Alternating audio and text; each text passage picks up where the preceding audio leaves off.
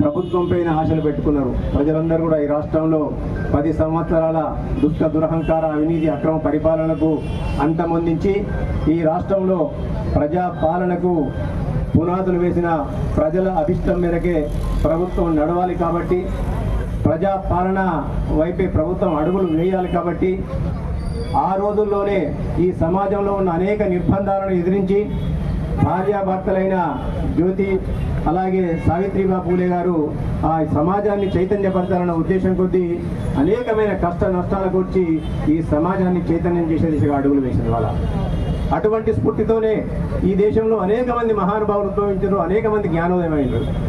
అందుకే అందులో ఒకరు ఇలా మన ఈ చౌరస్తాలో ఉన్న విగ్రహాన్ని ఏదైతే జ్ఞాపకం చేసుకుంటూ ఈ దేశంలో ప్రజలందరికీ కూడా సమాన హక్కులు ఉండాలి, ప్రజలందరూ కూడా ఈ ప్రభుత్వంలో భాగస్వాములు ఉండాలి, హక్కులు ప్రజలకు ఉండాలి, బాధ్యతలు అధికారులకు ఉండాలనే ఒక స్ఫూర్తితోని ఏదైతే జ్యోతిరావు పూలే గారు ఆ రోజుల్లో బోధించారో ఆ బోధనను తన తాత్వికంగా మలుచుకొని ఇవాళ రాజ్యాంగాన్ని రచించిన పెద్దలు అంబేద్కర్ గారి విగ్రహం సాక్షిగానే అతనికి గురువైన ఈ ఆది దంపతుల యొక్క ఇవాళ విగ్రహాన్ని పెట్టాలని చెప్పి ఒక ఆలోచన విధానంతో ఏదైతే మాట ఇచ్చినామో ఆ మాట ప్రకారం ఇవాళ మా రేవంత్ రెడ్డి గారు ఏదైతే ప్రజాపాలన కొనసాగిస్తున్నారో ఆ ప్రజాపాలనలో భాగంగా ఇవాళ ఇచ్చిన మాటకు కట్టుబడి మాట తప్పకుండా మడమ తిప్పకుండా ఆ రోజు జ్యోతిబా పూలే గారి యొక్క జయంతి ఉత్సవాల్లో నేను పెద్దలు ఆది శ్రీనివాస్ గారు, పొన్నం ప్రభాకర్ గారు, మంత్రివర్యులు పొన్నం ప్రభాకర్ గారు అందరూ కూడా పాల్గొనడం జరిగింది. ఇవాళ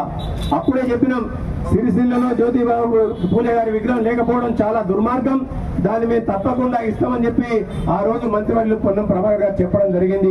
ఇచ్చిన మాట ప్రకారం తప్పకుండా జ్యోతిరావు పూలే అలాగే సావిత్రిబాయి పూలే విగ్రహాలను ఇక్కడ స్థాపించి తీరుతామని చెప్పి తెలియజేస్తూ త్వరలో చేస్తాం. అదే మాదిరిగా ఇక్కడ ఇంకా అనేకమైన మహానుభావుల యొక్క విగ్రహాలు రావాలి. ఇలా రావుల రామని ఇప్పుడు తిట్టుకుంటున్నాడు బయట, వారు కూడా ఒక విన్నపం చేసిండ్రు. ప్రజానాయకులై ప్రజల హక్కుల కొరకు ప్రజల స్వాతంత్రం కొరకు పోరాడిన వారి విగ్రహం కూడా ఉండాలని చెప్పుకోవడం జరిగింది. దాన్ని కూడా త్వరలోనే ప్రజల కొరకు ఎవరైతే పోరాటం చేసిండ్రో, ప్రజల మధ్యలో ఎవరైతే అసూలు బాసిండ్రో వారి యొక్క తప్పకుండా జ్ఞాపకం పెట్టుకోవడానికి ప్రజాప్రభుత్వం కట్టుబడి ఉంటుంది.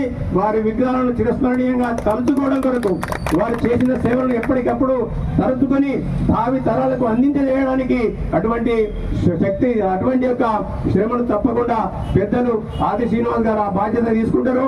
మేము కూడా వారికి చేదోడు వాదోడుగా ఉండి ఈ ప్రాంతంలో సమస్యల పరిష్కారం కొరకు తప్పకుండా కృషి చేస్తామని తెలియజేస్తూ ఒక్కటి మాత్రం